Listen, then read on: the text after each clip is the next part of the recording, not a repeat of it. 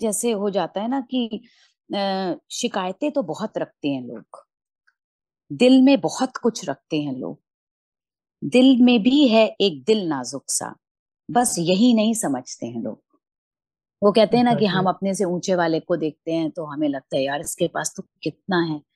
थोड़ा सा नजर मार के नीचे भी देख लें कि यार ये सोचता होगा कि ये मेरे जैसा हो जाए, तो यार बी हैप्पी। ऐसा नहीं कि आप फ्लरिश नहीं करो, आप लाइफ में आगे नहीं बढ़ना चाहते, लेकिन इतना भी नहीं कि आज की खुशी ना मना सको। नमस्कार, आप सुन रहे हैं the creative Zindagi podcast with me Gaurav Sinha. Good morning Ruchi, and thank you for joining the creative Zindagi podcast. Thank you so much for the welcome. I know that you have written a book, and I know you are passionate about mental well-being of youth and in fact, people of every age group in our country. And जो भी writings मैंने आपकी पढ़ी हैं, उनमें एक ही theme जो है मुझे दिखता है, वो है positivity. How we can look everything from a positive angle and be optimistic about life, which is excellent. क्योंकि काफी लोग हैं, मुझ जैसे भी लोग हैं, जो दुख दर्द के बारे में ज्यादा बातें करते रहते हैं, बट आपकी जो पोएट्रीज है या थॉट्स हैं जो भी आपके मैंने पढ़े हैं, वो पॉजिटिविटी के अराउंड होते हैं। जहाँ तक मुझे पता है, आप एक होम मेकर हैं, एक बिजी लाइफ है आपकी, और उसमें से भी टाइम निकाल के आप काफी लिखती हैं। आपने आर्टिकल्स लिखे हैं और बुक भी आपकी पब्लिश हुई है। So can you tell us bit about your journey so far? आप कहाँ से बिलोंग करते हैं? आई मीन, चाइल्डहुड आपका कहाँ पे बीता? And then we will jump to the interesting story which you have, how your writing kicked off with a major event which happened in the country. So over to you. Childhood, I was born in Lucknow, Okay. but I was brought up in Banda. Banda is a small district in UP. So Banda. Okay. वहीं मेरा बचपन पूरा बीता है। Mm-hmm. मेरे family में मेरा एक छोटा भाई है, और Okay. मेरे पेरेंट्स और मेरे चाचा चाची दादा दादी भी हैड एक्सटेंडेड फैमिली।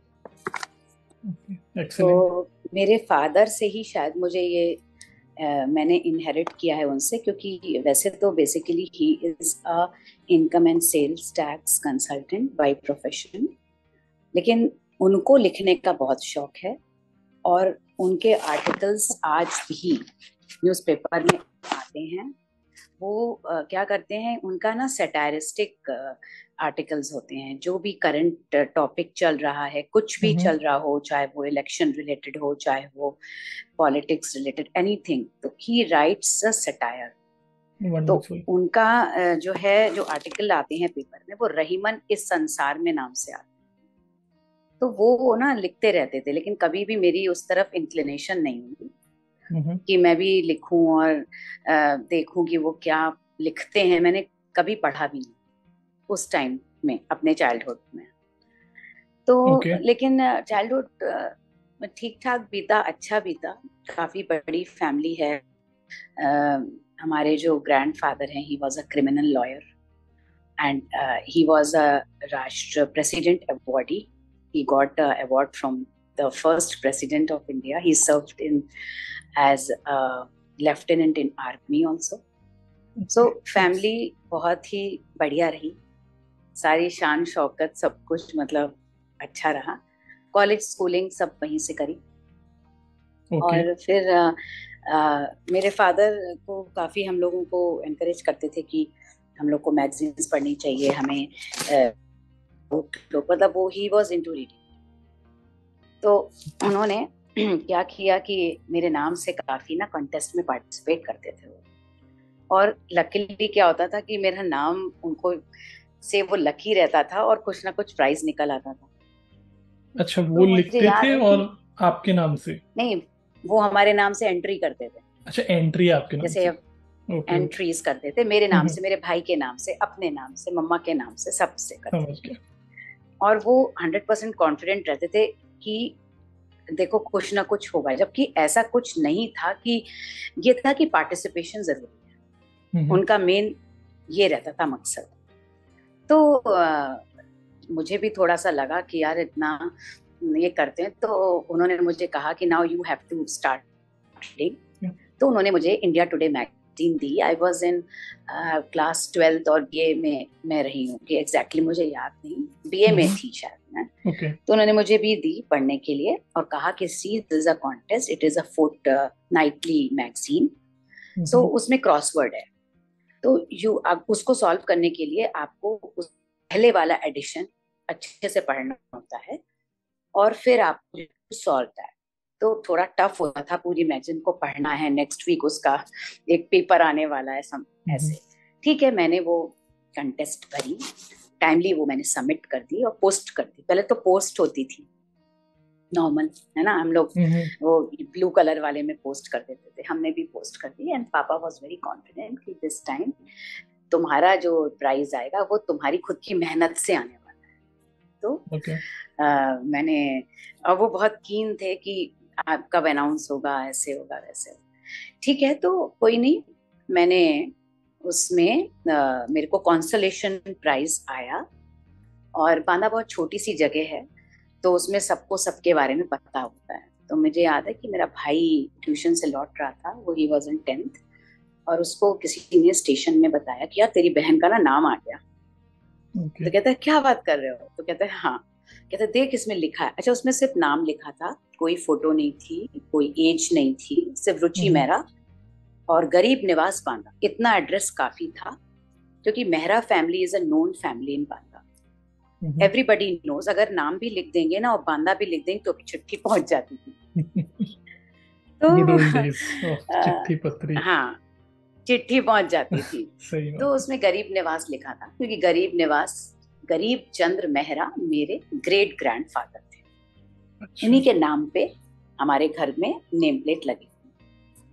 तो वो आ गए और वो आया, तो उसने कहा कि यार न्यूज़पेपर दे दो मुझे। तो उसने दे दिया और वो घर ले आया। और फिर मेरे पापा आए तो कहते हैं कि भाई नाम आ गया। तो हमने कहा हाँ नाम आ गया, हमें भी सुना है। कहते देखो ऐसे, चलो ठीक है। कॉन्सोलेशन प्राइज था 500 रुपीज का, और उसमें आप यूनाइटेड वाला जो एक ब्रांड है ना, स्टेनलेस स्टील वाला, you can shop for 500 rupees. तो हमने कहा ठीक है, इतना मतलब मुझे बहुत वो नहीं लगा जितना मेरे पापा खुश थे। मैंने कहा ठीक है, आ गया। आपको लगा अच्छा, प्राइस उसके बाद उतना नहीं है, मतलब जितना अच्छा मैंने लिखा है? नहीं, मैंने कुछ लिखा नहीं था, मैंने एक सिंपल सी क्रॉसवर्ड सॉल्व करी थी, लिखा कुछ नहीं मैंने उसमें। यस, मैंने एक सिंपल सी क्रॉसवर्ड उनके कहने पे कि हर बार मैं करता हूँ, इस बार तुम खुद करो।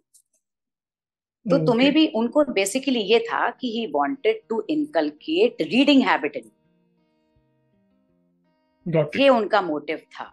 हाँ, तो मैंने कर दिया। उसके बाद हुआ क्या कि 2-3 लेटर्स आए मेरे पास पोस्ट कार्ड पे, रुचि मेहरा गरीब निवास बांदा। ठीक, मैडम आपने ना बहुत अच्छा हासिल कर लिया है। और ये मैं सोचू ये कौन है, मुझे चिट्ठी क्यों लिख रहे हैं ये लोग भाई। तो मैंने अपने पापा से कहा कि ये देखिए चिट्ठी भी आने लगी है।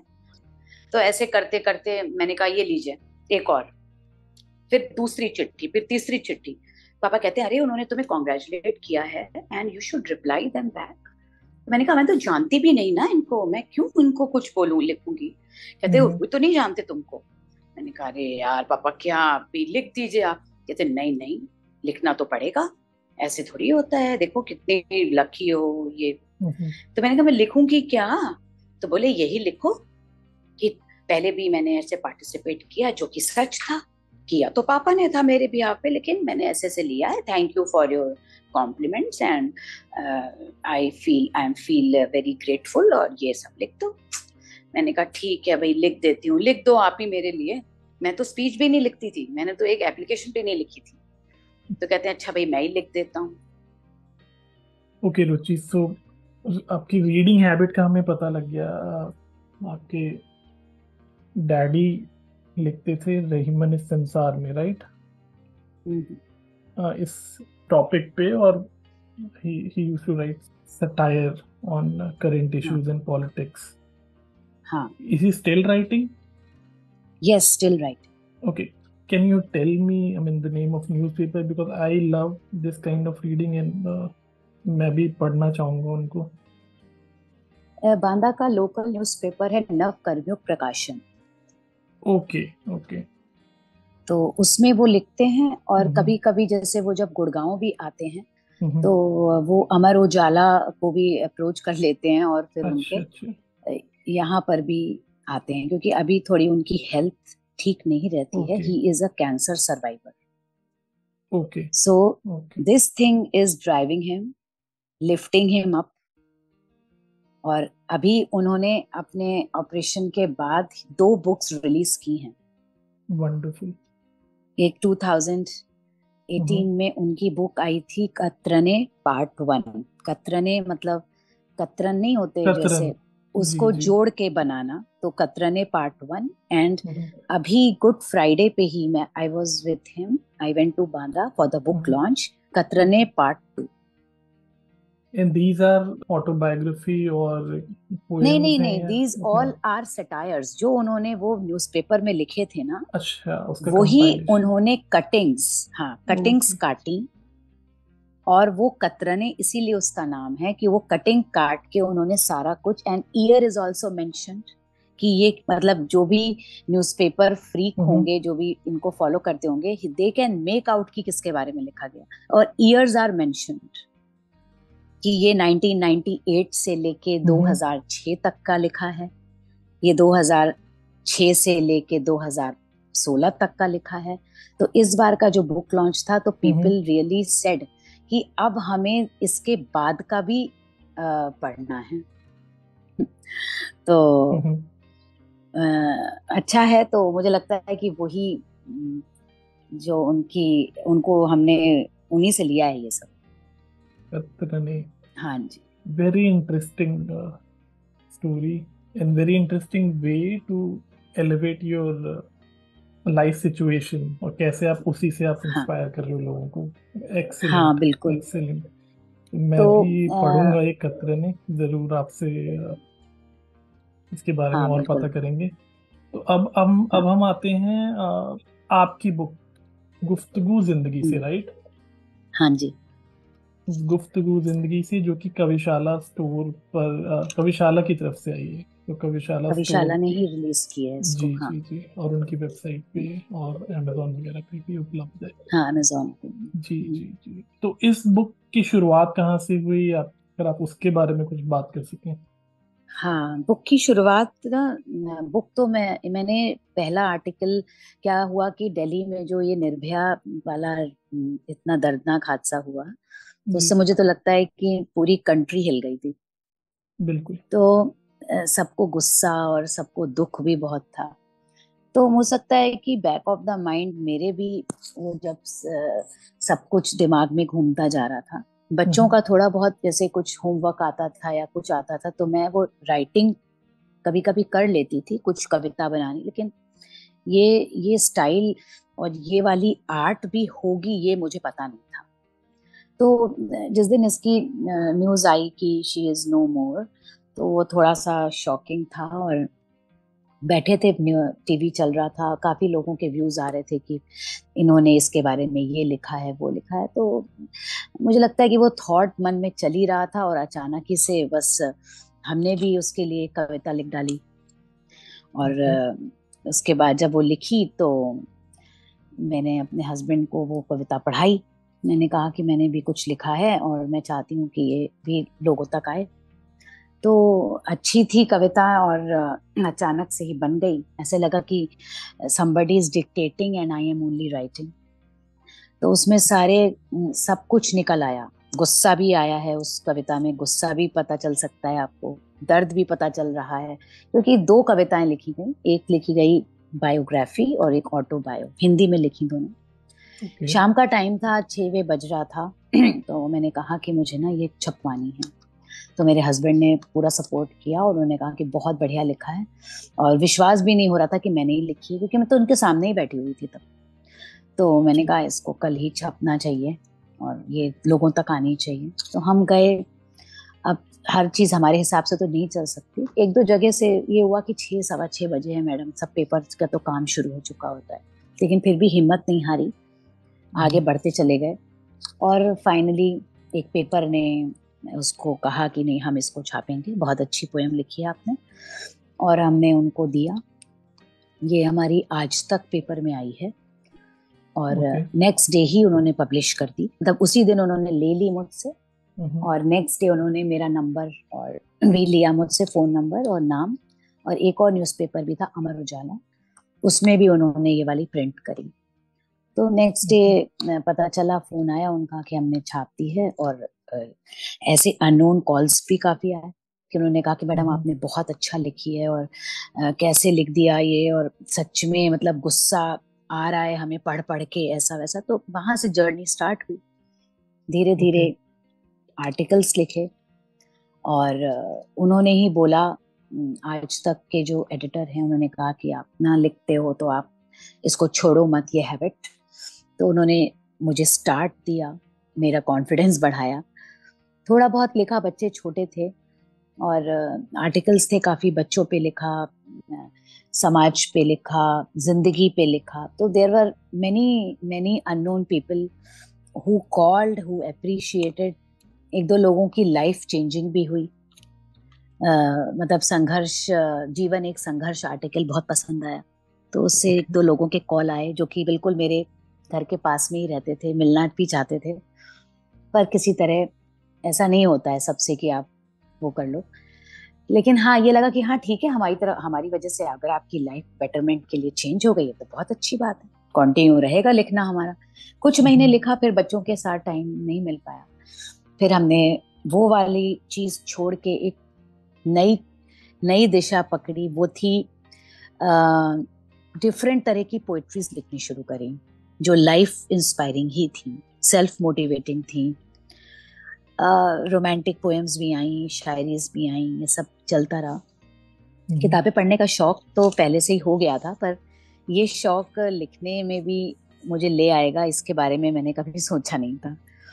तो निर्भया के लिए जब लिखी तो तब से थोड़ा सा स्टाइल और आपको ना लिखना आ जाता है जी। तो लिखना शुरू करा, उसको डायरी में लिखती गई, इकट्ठा करती रही, और एक ही मन में सपना था कि ये जो भी मैं लिख रही हूँ ये एक दिन छपे और मुझे ना जाना पड़े किसी के पास, ऐसा कुछ हो जाए कि मेरे को लोग अप्रोच करें और कहें। इसीलिए मैंने ट्विटर भी ज्वाइन करा।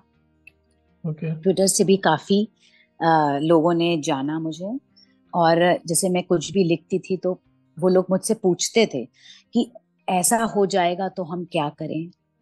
तो मुझे लगा कि यार लोग ना काफी सेंसिबल हैं ये प्लेटफॉर्म पे जी। और बस बुक लिखने का मेन मकसद ये है कि जो लोग जिंदगी से हार मान हिम्मत खो बैठे, वो हार नहीं माने और मुश्किलों से ना घबराएं, क्योंकि ऐसा कोई भी नहीं है जिसके जीवन में मुश्किल नहीं आती। बिल्कुल, सबकी जीवन में मुश्किल आती है। तो जिंदगी बहुत अनमोल है। तो ये बुक लिखने का मेन मकसद यही है कि आपको अपने को सेल्फ इंस्पायरिंग बनाना होगा, सेल्फ मोटिवेटिंग बनाना, क्योंकि हर कोई हर समय आपके लिए मौजूद नहीं है। कभी हमने किसी से बात कर ली, चलो हम मोटिवेट हो जाते हैं, लेकिन अल्टीमेट मोटिवेशन तो हमें अपने से मिलने वाला है। तो बस ऐसे ही चल पड़ी कहानी। फिर कविशाला सामने आया और उनके इवेंट्स पे हमने एक दो बार बोला है जाके स्टेज पे, क्योंकि स्टेज फियर नहीं है ज्यादा। और तो बोला, तो उन्होंने वहीं से मुझे पिक किया और एक कॉन्टेस्ट थी उनकी जिसमें पार्टिसिपेट करना था, तो वो कर लिया और उनको पसंद था, क्योंकि कविशाला ना बिल्कुल नया प्लेटफॉर्म था, तो ये यंग राइटर्स को मौका देता है, तो बहुत परेशानी तो नहीं। हाँ, और फिर उसके बाद ये जब लोगों ने पढ़ी और बोला कि हमें ये अपनी जैसी लगती है आपकी जो स्टोरीज हैं, क्योंकि कुछ पोएम स्टोरी फॉर्म में हैं, कुछ पोएम्स के फॉर्म में हैं। हाँ, तो ये लगा कि ये सबसे बड़ा रिवॉर्ड ये है कि लोग इसको अपनी कहानी मानने लगे हैं कि ये तो उनके साथ हो चुका है, तो हमें कैसे पता है। बिल्कुल। तो this is the best reward when people get connected and they से कि ये तो उनकी कहानी हमने कैसे लिख दी है, तो वो डॉट्स जोड़ने लगे। तो ऐसे ही बस ये सिलसिला चल रहा है अभी तक। Such beautiful story. आपने 2012 में एक जो बहुत ही दर्दनाक एक बात हुई दिल्ली में, उस वक्त मैं भी वहीं मौजूद था, दिल्ली में ही थे हम लोग भी।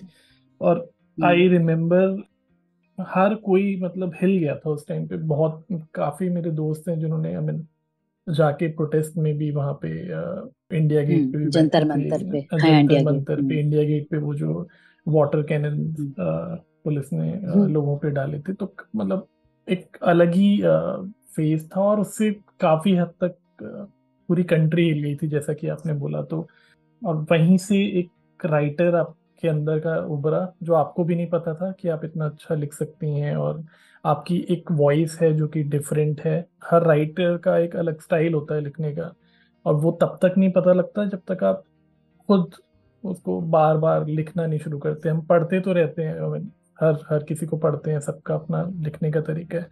बट हम सभी का जो भी लिखता है उसका एक यूनिक स्टाइल होता है। I think that event triggered that emotion triggered and जो मुझे बहुत अच्छी बात लगी वो ये है कि उससे आपने एक दुख और गुस्सा तो निकला ही उससे, जो आपकी कंटिन्यूटी ये बनी कि you want to inspire everyone to stay inspired themselves. जैसा कि आपने बोला कि हर कोई हर वक्त आपके पास नहीं होता, तो खुद को इंस्पायर करना जरूरी है। और लाइफ में ये फैक्ट है, मैं कितनी भी फैमिली हो, रिलेटिव्स हो, कोई भी हो, at the end of the day हम जब तक हम खुद खुद को स्ट्रांग नहीं बनाते तो life will never be easy. I mean आपके पास सब कुछ हो सकता है, सब कुछ, everything might be going your way, career wise, I mean monetary, everything. But अगर आप अंदर से स्ट्रांग नहीं है तो चैलेंजेस जो हैं वो अगर 10 होने चाहिए तो हो सकता है 20 चैलेंजेस आपको फेस करने पड़े। तो वंडरफुली पुट। तो यहाँ से अब आगे क्या? जो आपकी किताब है गुफ्तगू जिंदगी से, जिसमें आपने कविताएं लिखी हैं और मैंने कुछ शॉर्ट स्टोरीज भी स्टोरी फॉर्मेट में भी हैं उसमें, जो कि सबका एक इंस्पायरिंग फॉर्मेट है। तो यहाँ से अब आगे अगला आपका जो स्टेप या अगला एडवेंचर क्या है? राइटिंग में है या फिर आप कुछ और सोच रही हैं क्रिएटिवली? एडवेंचर तो लाइफ है पूरी। एग्जैक्टली, लाइफ एडवेंचर है। Exactly, well said. और आपको कल का कुछ नहीं पता है, इसलिए मैं बहुत ज्यादा आगे की प्लानिंग ही नहीं करती हूँ। ओके। क्योंकि क्या होता है ना, जैसे एक्सपेक्टेशंस हर्ट ना, वैसे प्लानिंग्स आल्सो हर्ट। तो मैं करती ही नहीं, मैं बहुत फ्री माइंड की बंदी हूँ। हाँ, इतना चाहती हूँ कि ऐसे कोई चैनल बने मेरा, जिस ऑडियो ही हो, और उसमें क्या है कि मैंने जो पोएम्स लिखी है ना, उनका मैं इंट्रोडक्टरी पार्ट बोलना चाहती हूँ। जैसे मैंने एक पोएम लिखी, पत्थर को तराश कर मूर्ति बनाई गई, ठीक है, उस पर बारीकी से फिर कारीगरी भी कराई गई। पत्थर तो मानो जैसे जी सा उठा, जब उसकी पहचान उसके नए रूप से कराई गई। पत्थर तो बेजान था, कारीगर को मोहताज था, पर ना हम बेजान हैं ना कारीगर को मोहताज। यही हम सबको करना है, यहाँ पत्थर भी हम हैं, कारीगर भी हम, जैसा चाहे वैसे बन सकते हैं। तो जैसे ये एक छोटी सी पोयम है, ब्यूटीफुल। अब क्या है, इसको इसको समझने के लिए ना इसका इंट्रोडक्शन जरूरी है। तो आई वांट कि कभी फ्यूचर में चैनल तो बनेगा, हमें उसका इंट्रोडक्शन देना होगा, हर दिन एक इंट्रोडक्शन के साथ आना होगा कि देखिए हमारा हर दिन नया जन्म होता है, क्योंकि इसका टाइटल है पुनर्जन्म। Every poem has a title also. Book का तो टाइटल अलग ही है, लेकिन हर पोएम का भी एक टाइटल रखा है। तो इसका टाइटल था पुनर्जन्म। कैसे पुनर्जन्म? कि मतलब हम एवरी डे वी आर, मतलब हमारा हर दिन नया जन्म होता है ना, हमें क्या पता हम आज हैं कल नहीं है, तो every day is a new day for us. तो जैसे पत्थर को तराश कर, मतलब हिम्मत नहीं खो, अगर आज बुरा हो गया है तुम्हारे साथ तो कोई जरूरी नहीं कि कल और बुरा होगा, अरे कल बेटर हो सकता है। This this has to be kept in mind, this everybody should keep in mind, कि जब पत्थर को तराश के मूर्ति बनाई जाती है, उस पे बारीकी से कारीगरी भी कराई जाती है, तो पत्थर तो वो लगता ही नहीं ना जैसा वो था। तो हमें अपने ऊपर अपने को ही तो तराशना है इसमें, और हर में कोई ना कोई गुण है, ऐसा कोई नहीं है जिसके में कोई टैलेंट नहीं है, लेकिन वो दिखता नहीं है, तो उसी को तो पहचान करानी है। तो मैं ऐसे ही चाहती हूँ कि एक इंट्रोडक्टरी पार्ट हो और next will be quotes. Okay. कुछ कोट्स होते हैं जो 4 लाइनर्स, कभी 2 लाइनर्स भी हैं, तो वो बेड साइड पे रखे जाएं और उनको पढ़ा जाए, ताकि दिन भर का जो आपका वो है, कुछ सब में अप डाउन्स रहते हैं, मुझे तो लगते हैं कि डाउन ज्यादा बंदा फील करता है। क्यों? क्योंकि life is complicated, people think that life is complicated.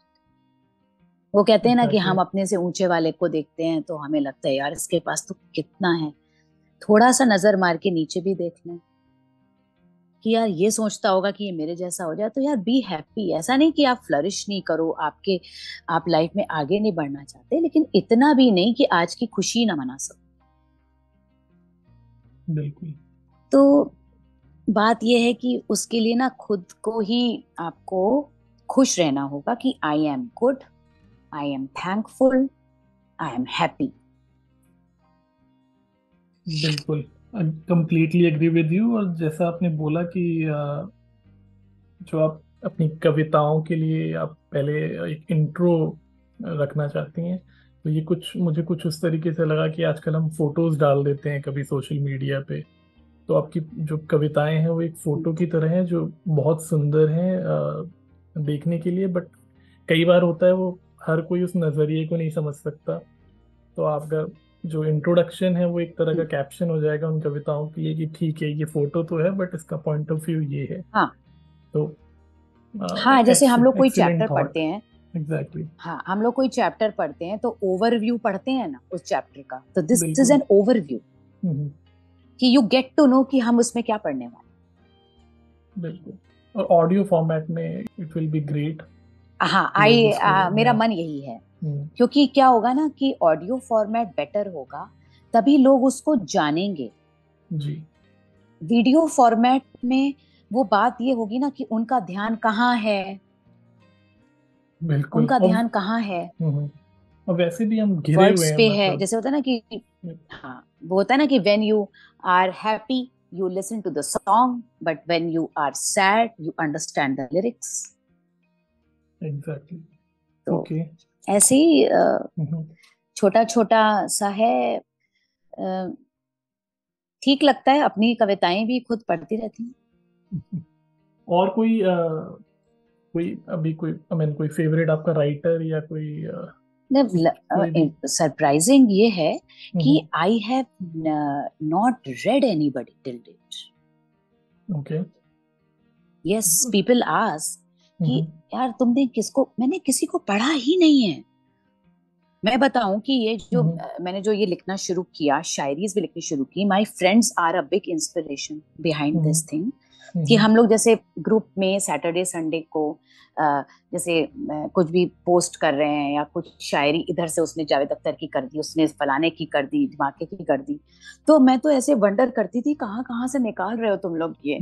तो उसी में से मेरे कुछ फ्रेंड्स आए, कहते हैं अरे यार तुम तो लिखती हो ना, तुम अपना ही लिख दो ना। मैंने कहा अपना कैसे लिख दें शायरी भाई, कविताएं लिखते हैं, अरे तो ये भी लिख दोगी तुम। तो they were behind that, I always give credit to them. मैंने कहा कैसे, तो वो सवाल जवाब शुरू हो गए। अगर उन्होंने कुछ लिखा तो मेरी शायरी जवाब में थी। तो वो लोग सोच, पहले तो 1-2 लोगों को लगा कि ये किसकी लिख दी इसने, फिर एक लोगों ने दिमाग लड़ा, कहता है यार ये तो खुद बना बना के लिख रही है देख। जबकि मुझे उर्दू नहीं आती, मुझे सिर्फ नॉर्मल सी हिंदी आती है, तो कुछ कुछ उर्दू के वर्ड्स हम लोग यूज करते भी हैं ना, तो वो हमने अपना लिखा और ऐसे में शायरीज भी आ गई। बिल्कुल। नहीं, फिर कुछ लोगों ने तो हमसे प्रेम पत्र भी लिखवाए हैं। हाँ, कि भाई हमारी वाइफ से लड़ाई हो गई है और ऐसे। मैंने कहा क्या समझ रखा है? तो बोले कि नहीं नहीं, लिखना पड़ेगा। तो मैंने कहा बताओ भैया कहानी फिर, और क्या, नाम नहीं बताएंगे किसी को भी किसी का। तो उनका पैचअप भी हो गया। तो ऐसा भी है, मतलब। तो ठीक अब है, सही होना चाहिए ना, कुछ लोग नहीं कर पाते। अब I am very bad at drawing. मैं कुछ भी ड्रॉ नहीं कर सकती। मुझे कोई क्रिएटिव काम दे दो, आर्ट एंड क्राफ्ट का, आई एम जीरो। मैंने अपने बच्चों के सारे होमवर्क्स जो हैं वो पैसे देके करवाए हैं। लेकिन इतना पता है कि अगर कोई लिखने का काम होगा तो मैं कर लूंगी। तो मेरी फ्रेंड्स ने कहा ठीक है हम कर देते हैं तेरा काम। फिर उन्होंने मेरा हेल्प किया कि मैंने कहा ये बना दो जरा, शू बॉक्स। छोटे बच्चे थे मेरे तब। मैंने उनका रिटर्न काम, कविता लिखी, मैंने वो सब नहीं कर। तो ठीक है, इसी बार्टर बहाने सिस्टम देखो हो सब गया ये। में। हाँ, मैं कहती हूँ कि हर किसी में एक टैलेंट है। किसी को गाने का है, किसी को डांस का है। Just follow your heart. Life में बड़ी मुश्किल है, लाइफ इज नॉट इजी, लेकिन हम इजी बना सकते हैं। क्योंकि हमें पता है कि ये चीज जैसे ही हमारा लोड हमने फील किया, हमको इससे बाहर कैसे निकलना है, अपने उसी पैशन से निकलना है बाहर। Whenever I have time। और सबसे अच्छे थॉट्स तभी आते हैं जब मूड खराब हो। एग्जैक्टली, कोई भी जो भी लिखता होगा वो बेस्ट। आपको अग्री करेगा इस बात पे। या तो बहुत यस, खराब होता सबसे है या फिर। बढ़िया। हाँ, या आपसे किसी ने बात कर ली और वो उदास है, यू कैन राइट हिज और हर स्टोरी ऑल्सो। तो जैसे मैंने जैसे बहुत लोगों के ख्वाब हैं, जैसे मैंने बोला कि यूट्यूब पे मैं ऐसे करूं। तो एक हमारी पोएम है, बहुत छोटी सी, ज्यादा टाइम नहीं लगाएंगे। इसमें है कि लोग कहते हैं यार हमारा तो कुछ हो ही नहीं रहा है। जहां भी अप्लाई करते हैं, नौकरी के लिए चले जाते हैं और सेलेक्ट ही नहीं हो पाते। शेयर मार्केट में पैसे लगाते हैं, अच्छा खासा बढ़ रहा होता है, और जैसे ही मैं लगाता हूँ नीचे आ जाता है। होता है, नॉर्मल सी चीज है। तो लोग कहते हैं कि यार कुछ भी नहीं होगा, हमारे तो हौसले वौसले सब खराब हैं, सोचते हैं बस आज ऑप्टिमिस्टिक रहेंगे और ऐसे। तो मतलब उन्हीं लोगों के लिए जैसे हो जाता है ना कि शिकायतें तो बहुत रखते हैं लोग, दिल में बहुत कुछ रखते हैं लोग। दिल में भी है एक दिल नाजुक सा, बस यही नहीं समझते हैं लोग। शिकायतें बहुत रखते हैं लोग, काम से ही अक्सर मिलते हैं लोग, काम निकल जाने पर न दिखते हैं लोग। कहीं मिल जाएं अगर रास्ते में तो अक्सर नजर बजाते दिखते हैं लोग। होता है ना ये तो। बिल्कुल। तो काम से मिलना तो एक बात है, काम से ना मिलना ही खास बात है। अपने दिल में किसी को रखना एक बात, पर दिल में किसी के रहना ही खास बात है। जब शिकायतें कम खत्म होती हैं तब इंसान चला जाता है। ये कड़वा सच है जीवन का, जीने को कौन याद रखना चाहता है। It is true. आप एक बंदे को कुछ भी बोलते रहो, ये ऐसा था, फलाना था, दिमाग, जब वो चला जाएगा ना तब आप कहेंगे यार सही बंदा था।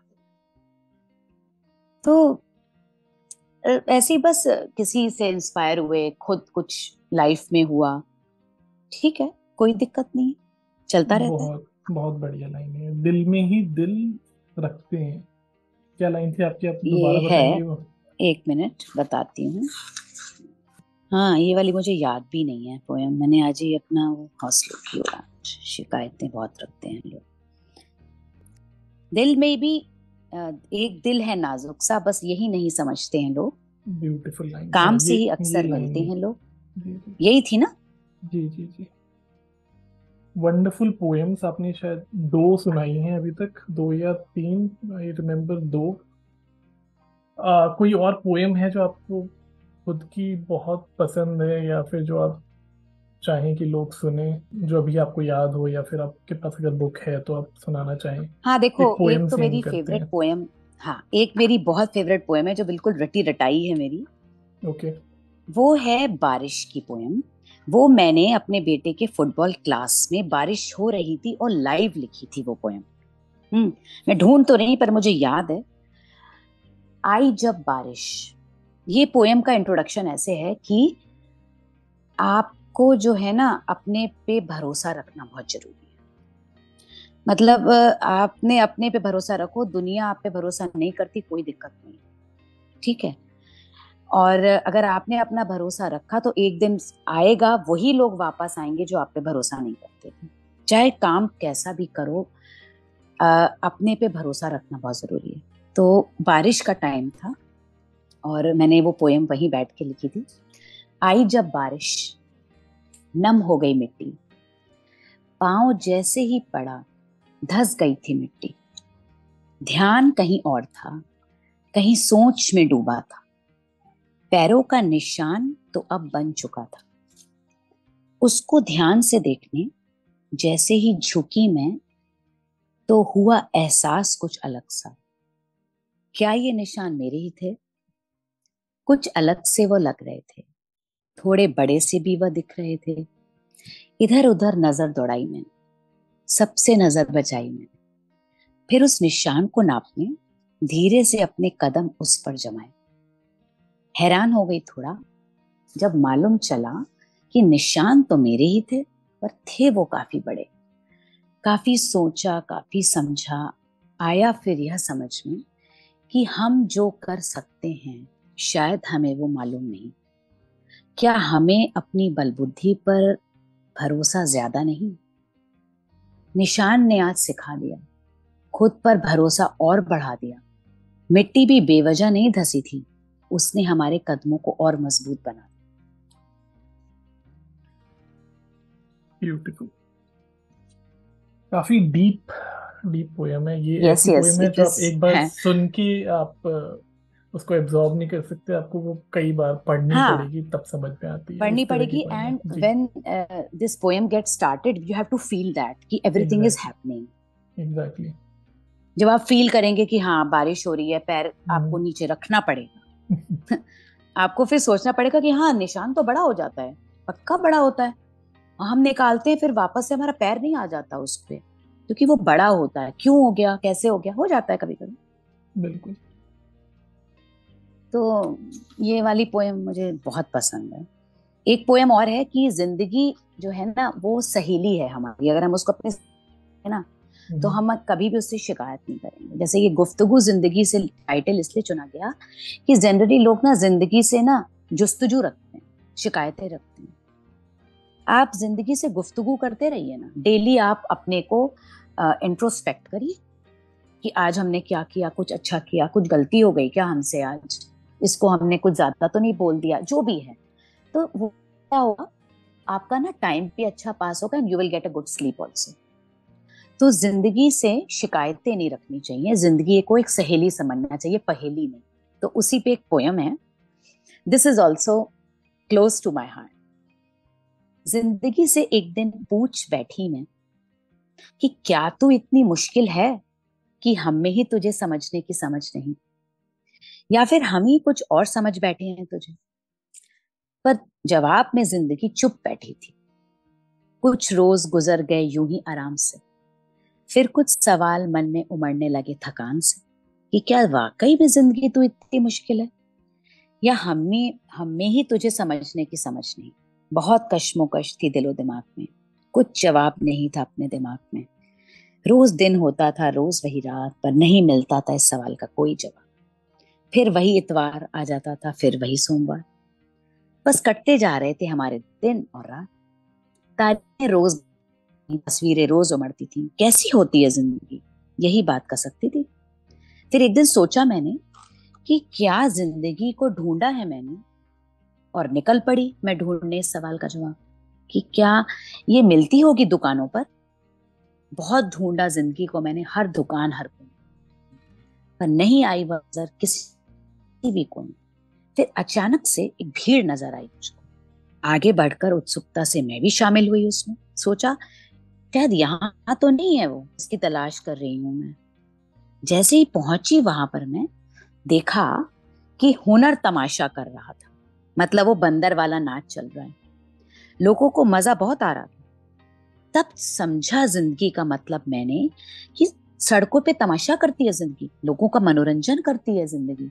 लोग पैसा भी नहीं फेंके अगर, फिर भी नाच दिखाती है जिंदगी। यही है असली जिंदगी, जिसमें पाने की चाह करने से ज्यादा नहीं है। तब अपनी जिंदगी से रूबरू हुए हम, जिसको हर पल ढूंढते थे हम, इतने सवाल पूछते थे हम, तो हमारे पास ही थी, फिर भी हमें उसकी हर पल तलाशी थी। समझ आया अब हमें कि जो जिंदगी आपके पास है, जो हुनर आपके साथ है, वही है जिंदगी आपकी। सवार लो इसे तुम हुनर से अपने, क्योंकि यही अनमोल चीज है आपकी।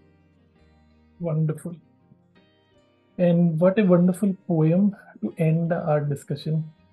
हम चाहें तो पूरे दिन बढ़िया बढ़िया कविताएं सुन सकते हैं और बातें कर सकते हैं, but I am sure you have lot of things to do. और मुझे पता है आपने बहुत मुश्किल से ये टाइम निकाला है आज इस बातचीत के लिए, तो उसके लिए बहुत बहुत शुक्रिया रुचि। आप कोई अगर आपको कांटेक्ट करना चाहे तो आप ट्विटर पर हैं, का आईडी है रुचि MEH4, MEH MEH4 रुचि मेहरोत्रा। और आपकी बुक कविशाला वेबसाइट पे मौजूद है। इज इट ऑल, हाँ, it is also on Amazon पे भी अमेजोन है पे बुक। है। तो मैं हाँ, एक काम Amazon। करता हूँ, आप ये जो आपका ट्विटर हैंडल है और जो आपकी बुक का लिंक है, ये मैं डिस्क्रिप्शन में दे दूंगा, ताकि जिसने भी कविताएं और आपके जो इंस्पायरिंग थॉट्स अभी सुने हैं और जो भी इनको पढ़ना चाहते हैं या फिर किसी को गिफ्ट देना चाहते हैं, मेरे हिसाब से सबसे बढ़िया तरीका है कि आप बुक्स को गिफ्ट दीजिए। कुछ बाकी कोई और गिफ्ट कुछ काम नहीं आता। आप एक दूसरे को अगर गिफ्ट करना शुरू करेंगे बुक, तो एक अच्छा, बहुत अच्छा रहेगा। तो जो कोई भी इसको ले गिफ्ट करना चाहेगा या खुद को गिफ्ट करना चाहेगा, वो वहां से ले सकता है। तो मैं ये दोनों चीजें मेंशन कर दूंगा और यहीं पे हम अपना डिस्कशन एंड करते हैं। If you have any question for me, otherwise. नहीं, आपने बहुत अच्छे से पेशेंटली सुना और टाइम आपने भी काफी ज्यादा निकाला। मेरे को तो, मैं घर पे ही थी, ऐसा कुछ नहीं, कोई काम मेरा बाद में भी हो सकता है, लेकिन आपका टाइम ज्यादा इम्पोर्टेंट था। Thank you so much for. Time सबका इम्पोर्टेंट है रुचि। थैंक यू सो मच, और होपफुली फिर कभी किसी और टॉपिक पे बात करेंगे जब आप अपने नए प्रोजेक्ट्स और जो भी आपने प्लान किए हैं उनके लिए ऑल द बेस्ट। और जब भी वो आते हैं तो I am sure we will love to hear them out. Thank you so much. Thank you so much Ruchi. Most welcome. आप सुन रहे थे the creative Zindagi podcast with Gaurav Sinha.